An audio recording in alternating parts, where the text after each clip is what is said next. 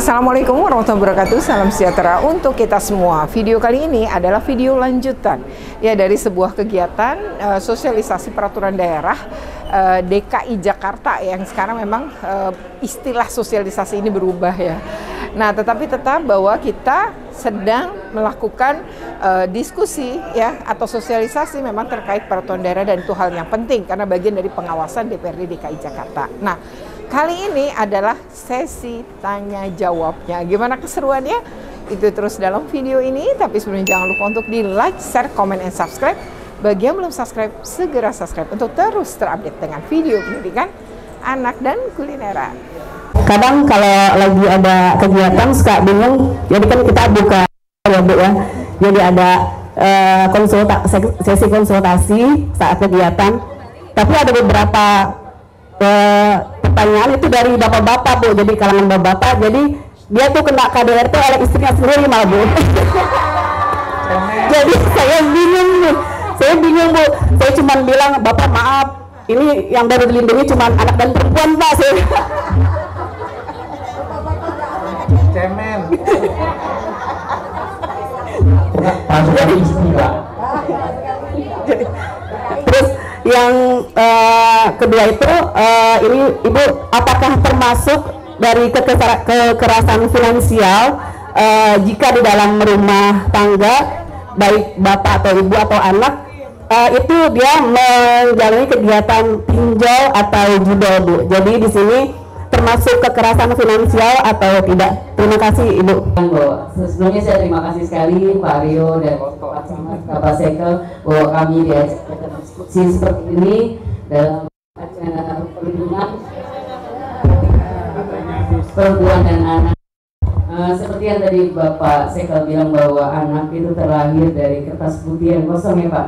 Pasti dia akan mudah sekali menerima yang baik maupun yang buruk, dan saya alami sendiri bahwa apalagi nggak usah anak yang disabilitas, tapi beliau memang kita kasih dalam untuk jajan karena memang usia memang di atas 20, jadi main yang namanya Facebook seperti itu, dan saya alami sendiri bahwa dimasukin di inbox atau messenger asupan-asupan yang gambar-gambar yang memang tidak senonoh seperti itu. Memang kebetulan memang bisa kami handle dan kami hapus untuk kiriman-kiriman seperti itu. Yang ingin saya pertanyakan bahwa bisakah yang seperti Ibu tadi bilang bahwa negara harus memimpin, bisakah negara mungkin melalui Pak Rio disampaikan ke bagian Kominfo ya Pak ya, bahwa hal-hal itu supaya itu tuh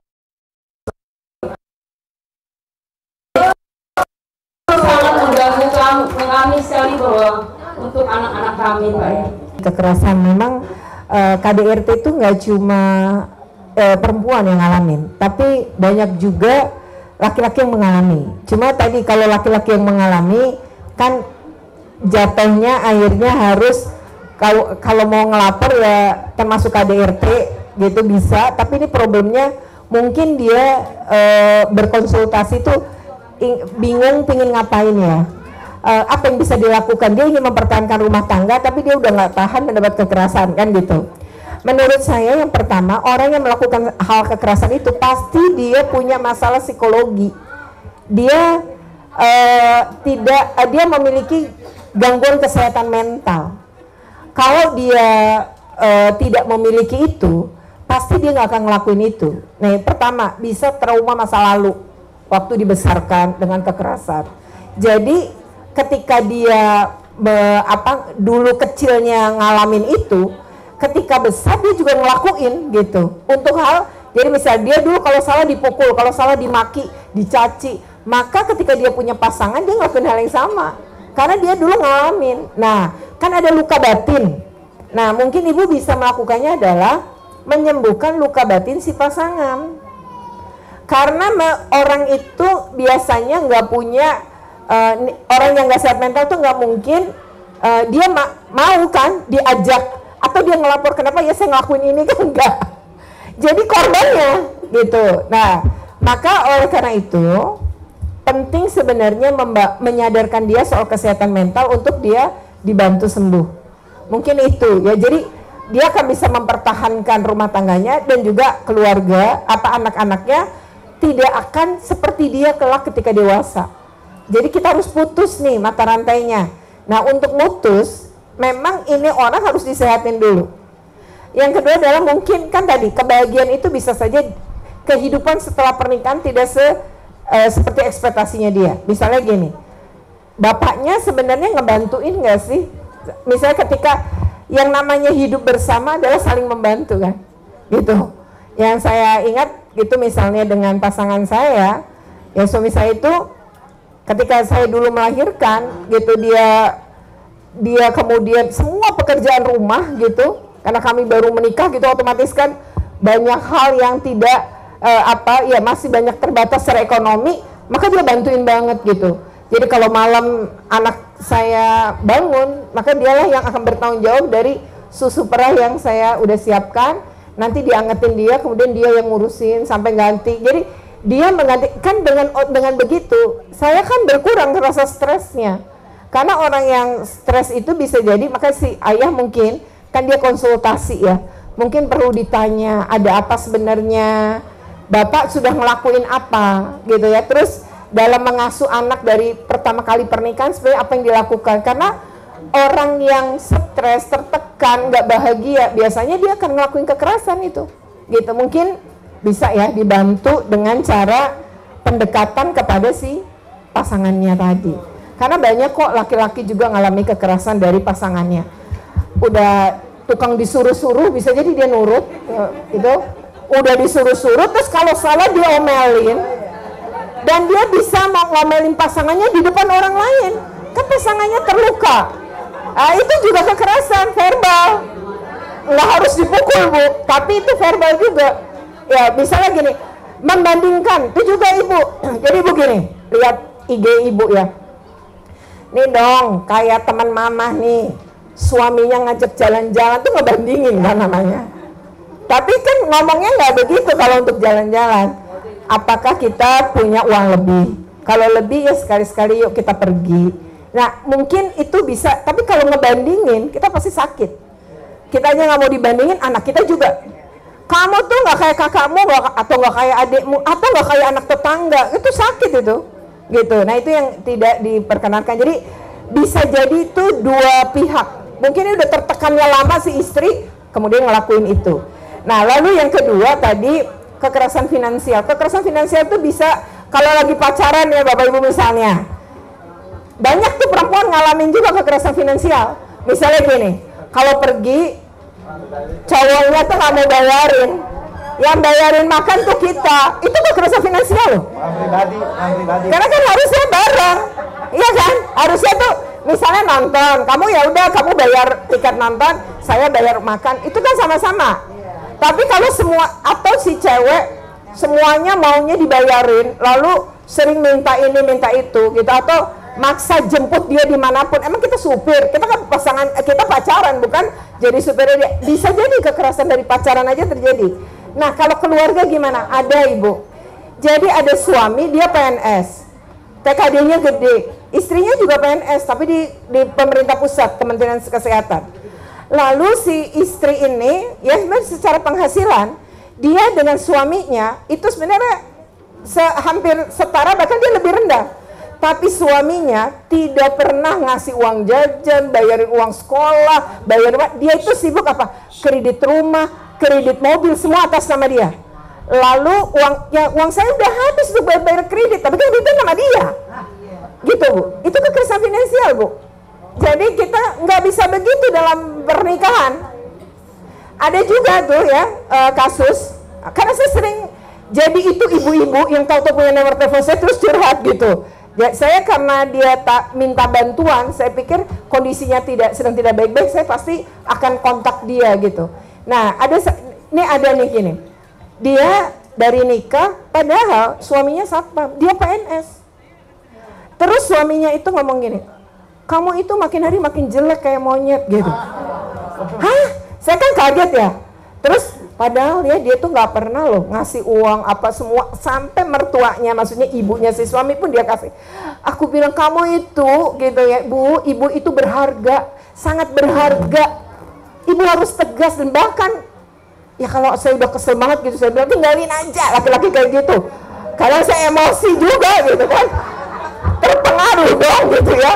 Jadi saya tuh sering mendapatkan itu sebenarnya kategori kekerasan finansial. Jadi ibu juga walaupun kita sama-sama bekerja, kehidupan berumah tangga itu harus sama-sama gitu ya. Jadi nggak apa-apa hitung-hitungan, mama udah bayarin itu, sekarang papa yang bayarin ini, nggak apa-apa karena kita tahu dia punya, kecuali dia nggak punya bu gitu. Nah kalau yang satpam emang nih nggak punya nih, gajinya aja di bawah 4, tapi dia harus menghargai istrinya, tidak bicara seperti itu ya. Istrinya jelek kalau dulu dia pilih kok gitu kan, atau sekarang makin jelek ya karena mungkin nggak sempet gitu merawat diri ya pak, beli skincare. Aku sampai bilang sama dia, kamu punya uang kan ke salon skincare, saya suruh gitu ya. Jadi kalau biar dia bahagia dan nyaman, sampai dia bisa berpikir jernih, ninggalin apa enggak gitu. Saya sampai kesal gitu. Tapi maksud saya ya selama bisa bahwa penghasilan suami lebih rendah dari kita, nggak apa-apa kok, kita nggak usah berhitung, tapi timbal baliknya ada. Jadi kita tuh sama, nyelesain semua bersama, nggak usah hitung-hitungan uang, ini uang suami, ini uang, nggak usah. Tapi kalau dia nggak tahu diri, ya kita perlu berhitung. Gitu. Kekerasan finansial, ibu kan nanyanya itu, gitu ya bu. Jadi itu terjadi dari sejak pacaran, hati-hati banget. Suka pinjem uang, gitu pacaran pinjem uang, mendingan nggak usah kawin sama dia. Sudah anak-anak kita begitu, ya. Jadi jangan lakukan itu pasti laki-laki yang nanti kelak akan melakukan kekerasan finansial. Nah ibu-ibu nih suka nggak tahu apa itu kekerasan finansial. Ya itu bu, seperti yang saya bilang ya, hati-hati gitu. Berikutnya adalah tadi ibu tadi anak korban gitu ya, di inbox kayaknya ya lewat FB ini banyak bu kejadian-kejadian segitu, kemudian mengirim gambar-gambar tidak senonoh atau video-video tidak senonoh. Pertama adalah kita harus ajarkan anak kita untuk tidak merespon hal-hal yang menurut dia itu nggak ganggu dia, atau suruh cerita sama kita biar kita yang menilai, nanti kita blok orang itu, atau sebelum di blok kita ancam, saya laporin polisi nih, Anda melakukan kekerasan seksual anak secara daring, saya catat, kemudian saya bisa gitu, atau kumpulin bukti dulu baru laporin polisi.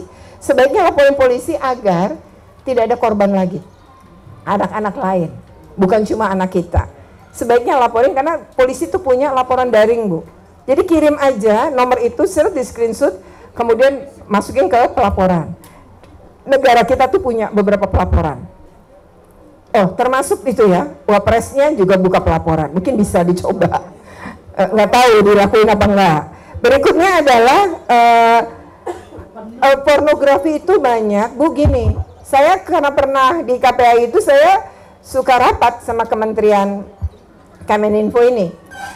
Itu tuh gini bu, dihapus 1000, nanti besok muncul 2500 gitu. Jadi berkali lipat. Jadi kalau ketika kita hapus tuh bukan, mereka punya cyber bu, punya polisi cyber, patroli cyber yang ngapus-ngapusin. Tapi problemnya dibuat terus menerus, bahkan dengan nama-nama yang seolah-olah tidak itu. Misalnya tiba-tiba namanya Mickey Mouse, Minnie Mouse, atau hal-hal yang itu ya, kartun-kartun, padahal isinya pornografi. Jadi kan mesinnya nangkepnya yang mesum, yang itu gitu ya, ternyata dia ganti nama. Nah itu makanya kita memang penting hati-hati di kitanya. Ada nih misalnya sekarang nih, saya dilaporin ibu-ibu, bu coba buka deh bu kakek Sugiono, itu isinya pornografi semua. Kemudian saya juga udah laporin ya, saya sudah laporin untuk semuanya di report ya, tapi kita harus bareng-bareng. Kalau ada kayak gitu kita harus punya kepedulian yang sama. Kemudian yang berikutnya, kegiatan yang melibatkan bapak-bapak, nanti Pak Rio yang akan jawab. Bu Hernawati mungkin gini, saya cuma ngomentarin gini ya bu, betul menyamakan persepsi terkait pengasuhan penting. Tadi kan orang ayah dengan ibunya penting, jangan suara kita beda. Suara kita beda itu bukan lebih baik, anak kita bingung ya, yang mana yang benar. Dia kan ngikutin yang enak bu, tapi dia nggak tahu yang benar yang mana. Jadi bapaknya juga harus diedukasi. bahwa itu tidak baik dalam itu. Nanti anak kita niru pada saat dia punya anak. Nah itu bahaya. Jadi kita tuh harus sama. Saya kalau cucu saya lagi dimarahin anak saya karena satu itu, kalaupun saya tidak setuju dengan anak saya tidak ngomong saat itu. Saya diam. Tapi nanti kalau situasinya tidak di depan anaknya, saya akan ngomong, ngasih masukan. Tapi tidak marah. Karena mungkin dia dulu juga mengalami dari kita. Karena saya kan dulu produk mengalami kekerasan juga. Mungkin saya juga melakukan itu pada anak saya kan gitu. Jadi bukan berarti bahwa ya saya sampai minta maaf gitu sama anak saya.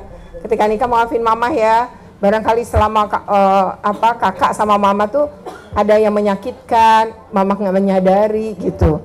Anak saya ada cerita juga, dia marah dipaksa ngaji, padahal udah 6 tahun ngaji. Dia marah sekali. Saya baru sadar saat dia udah gede. Dia ngeluapin, terus aku langsung meluk dia dan dia, maafin mama ya, mama berpikir itu terbaik buat kamu, tapi ternyata itu baik, tapi belum tentu membuat anak kita bahagia. Saya sudah menyakiti dia gitu. Ya minta maaf aja. Jadi kita nggak apa-apa kok minta maaf. Kalau bapak ibu malu minta maaf anaknya, tunggu anaknya tidur. Oke ya, demikian ya. Jadi yang nanya para ibu ya, tapi kemudian ada beberapa pertanyaan yang ini gimana nih acara bagus begini harusnya melibatkan bapak-bapak biar pengasuhannya juga sama, karena kita salah satunya membahas tentang pengasuhan positif di dalam keluarga ya. Juga ada istilah yang disebut dengan kekerasan finansial. Ada yang nanyain gitu ya, pokoknya menarik banget. Nah, pertanyaan-pertanyaan itu mungkin juga menjadi pertanyaan-pertanyaan Anda ya. Menarik kan? Oke, demikian video ini, semoga bermanfaat. Jika bermanfaat, jangan lupa untuk di like, share, komen, dan subscribe. Bagi yang belum subscribe, segera subscribe untuk terus terupdate dengan video pendidikan anak dan kuliner.